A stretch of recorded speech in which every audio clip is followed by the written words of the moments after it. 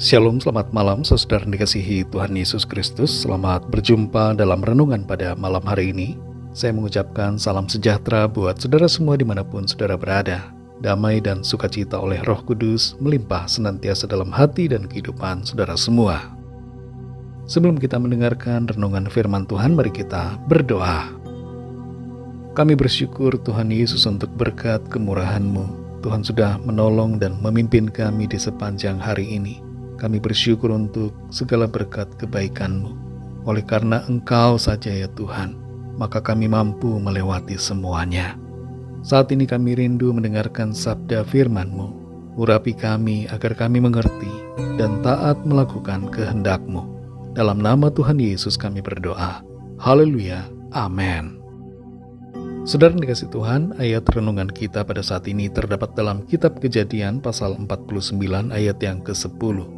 Tertulis demikian. Tongkat kerajaan tidak akan beranjak dari Yehuda, ataupun lambang pemerintahan dari antara kakinya, sampai dia datang yang berhak atasnya. Maka kepadanya akan takluk bangsa-bangsa.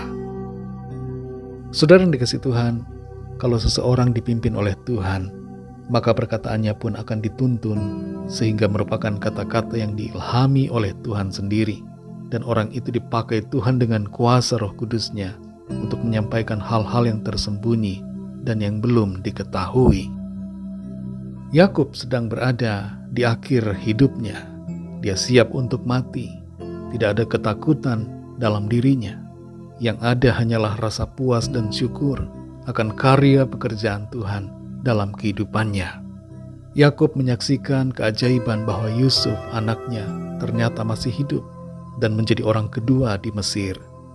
Yakub juga telah berulang kali mengalami penyataan akan kehadiran dan penyertaan Tuhan di sepanjang hidupnya. Dan saat itu ketika ia mengetahui bahwa dirinya akan segera meninggal, dia menyampaikan berkat-Nya kepada anak-anaknya dan memberikan masing-masing kepada mereka perkataan tentang kehidupan mereka di masa depan dan nasihat untuk hidup bagi Tuhan. Ada satu hal yang menakjubkan dalam kata-kata Yakub yang mungkin terkesan biasa, padahal luar biasa. Terkesan seperti ucapan harapan, tapi sebenarnya adalah sebuah nubuatan. Dan ini tidak mungkin terjadi secara kebetulan, melainkan oleh pimpinan Tuhan sendiri.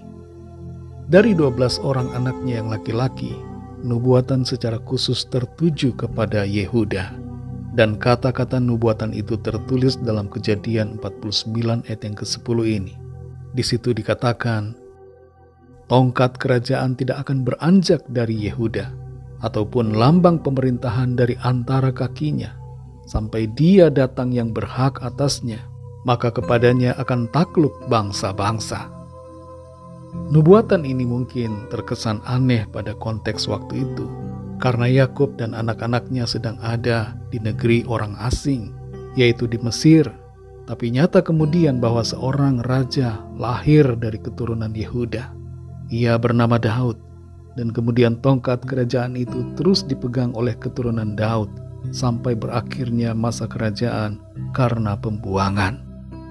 Tapi hal ini tidak berhenti di situ, sebab kemudian muncullah Mesias Sang Juru Selamat, yaitu Tuhan Yesus Kristus, yang secara silsilah dilahirkan melalui keturunan Yehuda. Dialah yang sejatinya menjadi penggenapan dari nubuatan firman Tuhan yang telah disampaikan sejak semula, mulai dari Adam, berlanjut ke Abraham, Ishak, dan Yakub. Tuhan Yesus adalah Raja di atas segala raja, yang pemerintahannya tidak pernah berkesudahan. Dialah fokus utama dari seluruh sejarah kehidupan manusia sejak dulu hingga sekarang dan yang akan datang. Dialah Allah Sang Firman yang datang sebagai manusia dan memegang kuasa pemerintahan sebagai Raja di atas segala raja untuk selama-lamanya.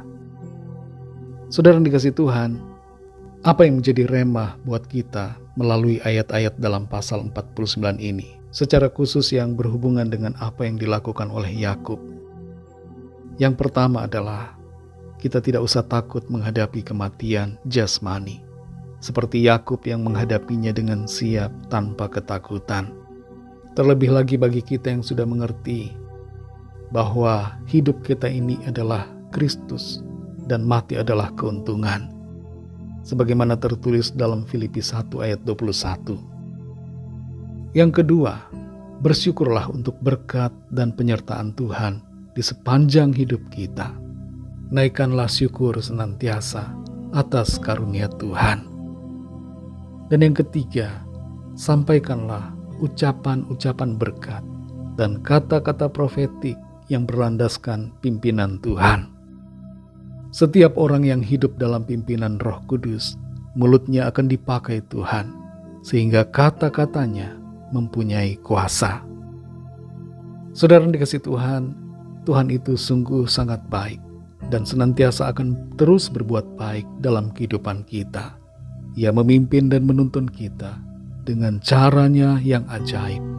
Jalan kehidupan bisa nampak berliku-liku, tapi selama kita ada dalam pimpinan Tuhan, maka kita tidak perlu takut. Bahkan sekalipun kita ada dalam lembah bayang-bayang maut, kita akan tetap tenang karena penyertaan Tuhan yang menguatkan dan menghiburkan. Tuhan Yesus baik, Ia dahsyat dan luar biasa dalam kehidupan kita. Mari kita berdoa. Bapa, dalam nama Tuhan Yesus Kristus, kami mengucap syukur Tuhan untuk firman-Mu yang sudah kami dengar. Kami bersyukur untuk pengertian demi pengertian yang Tuhan singkapkan bagi kami. Kami belajar dari apa yang dilakukan oleh Yakub, agar kami tidak takut untuk menghadapi kematian jasmani. Sebab di balik itu semua, ada kehidupan kekal yang Tuhan sediakan. Bagi kami hidup adalah untuk melayani-Mu ya Tuhan Yesus. Dan kematian adalah sebuah keuntungan, karena kami berjumpa dengan Tuhan dalam sukacita dan kedamaian yang kekal. Terima kasih untuk segala berkat kebaikan-Mu dalam kehidupan kami. Engkau menyertai dan menuntun kami dengan cara-Mu yang ajaib.